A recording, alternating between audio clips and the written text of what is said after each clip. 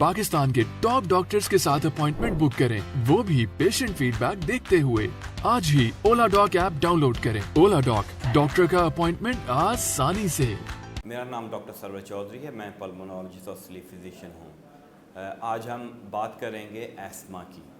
ESMA एक common disease है lungs की, फेफड़ों की आम बीमारी है जिसके अंदर एलर्जी होती है। लंग्स की जो एयरवेज या ट्यूब्स होती हैं उनके अंदर एलर्जी होती है, जिसकी वजह से उनमें अकड़ाव आ जाता है, उनके अंदर म्यूकस जमा होती है और वो तंग हो जाती है, जिसकी वजह से आपको खांसी आती है, बलगम आती है, आपका सांस फूलता है, चेस्ट टाइटनेस होती है। और ये आम तौर पे ये अलामात हैं, ये रात के वक्त ज़्यादा हो जाती हैं, या जब आप एक्सरसाइज या स्पोर्ट्स करें उस वक्त ज़्यादा हो जाती हैं, या आपको कोई रीसेंट एलर्जन का एक्सपोजर हो तो उस वजह से हो जाती हैं। बात रही कि एस्मा होता क्यों है, इसकी 100% रीज़न हमें मालूम नहीं है कि कुछ पेशेंट्स को एस्मा हो जाता है, कुछ को नहीं होता, लेकिन उसकी जो हरकत हैं उसका हमें काफ़ी हद तक अंदाज़ा है कि ये एक एलर्जिक डिज़ीज़ होती है 90% ऑफ द पेशेंट्स के अंदर। जो एलर्जी होती है वो एरो एलर्जेंस, जो हवा के अंदर मौजूद एलर्जेंस होते हैं उनकी वजह से होती है। जैसा कि पोलन्स का होना, ग्रास पोलन्स का होना, या दूसरे ट्री पोलन्स का, फंगस का होना, डस्ट का होना, स्मोकिंग की वजह से, पोल्यूशन की वजह से ये एस्मा की प्रॉब्लम्स आ सकती हैं, या इनके अंदर इनकी सेवेरिटी के अंदर इजाफा हो जाता है। तो एस्मा के साथ दूसरी एलर्जी कंडीशंस भी बहुत कॉमन होती हैं, जैसे कि नाक या साइनस की एलर्जी, गले की एलर्जी, या दूसरी स्किन की एलर्जी भी कॉमन कंडीशंस होती हैं। इसके अलावा रिफ्लक्स का जो प्रॉब्लम है वो भी काफ़ी ज़्यादा होता है ऐसे पेशेंट्स के अंदर जिनको एक्टिव एस्मा हो।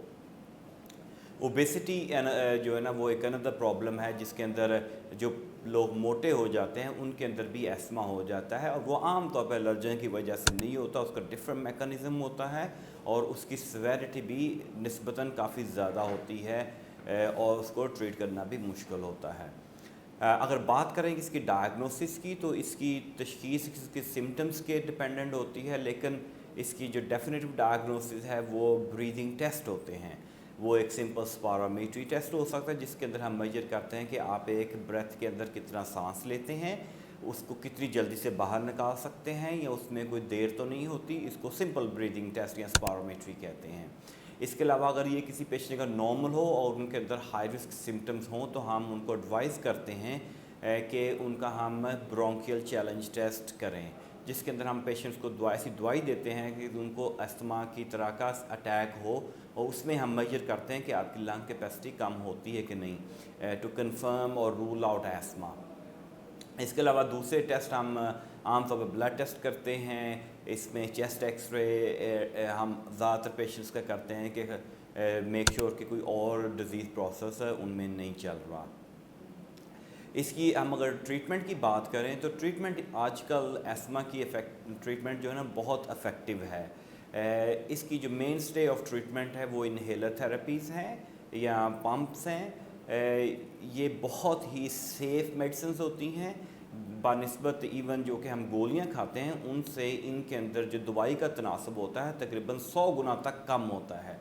तो इसके साइड इफ़ेक्ट्स ना होने के बराबर होते हैं एज़ कम्पेयर जो दूसरी गोलियां या वो सिरप हम इस्तेमाल करते हैं।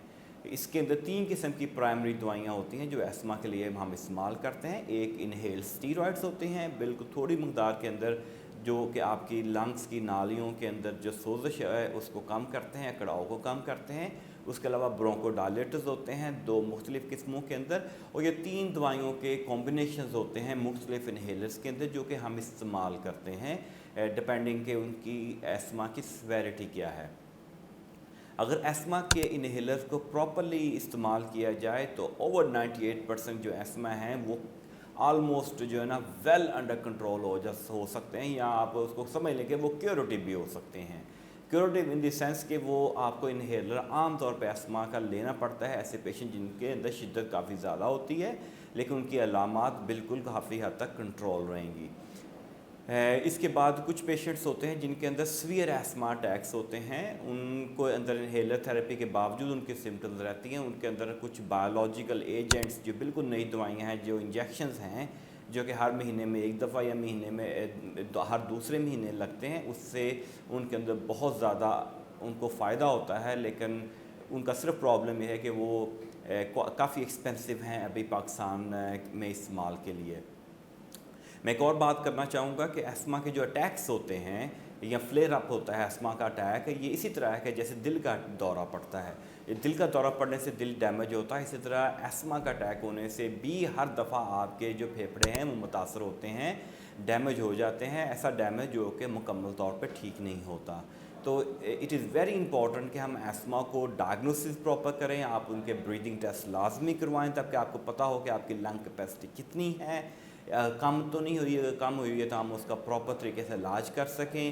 اگر آپ کو خدا نخواستہ ایسما کا فلیئر اپ ہوتا ہے تو آپ اس کا پراپر ٹریٹمنٹ کروائیں اپنے پلمونالوجسٹ سے، تاکہ وہ اس کا ڈیمیج جو ہو وہ منیمم ہو، اور ان دی لانگ رن آپ اپنے ایسما کو اچھے طریقے سے مینیج کریں تاکہ آپ اپنی مڈل ایج میں لیٹ لائف کے اندر اپنے پھیپھڑوں کے لنگس کے پرابلمس کا آپ کو سامنا نہ کرنا پڑے۔ آئی ہوپ یہ انفارمیشن آپ کو اپنے ایسما مینجمنٹ کے لیے ہیلپ فل ہو۔ Thank you. پاکستان کے ٹاپ ڈاکٹرز کے ساتھ اپوائنٹمنٹ بک کریں، وہ بھی پیشنٹ فیڈ بیک دیکھتے ہوئے۔ لاکھوں لوگوں کی طرح پاکستان کے سب سے بڑے ڈاکٹر نیٹ ورک کا فائدہ اٹھائیں اور آج ہی اولا ڈاک ایپ ڈاؤن لوڈ کریں۔ اولا ڈاک، ڈاکٹر کا اپوائنٹمنٹ آسانی سے۔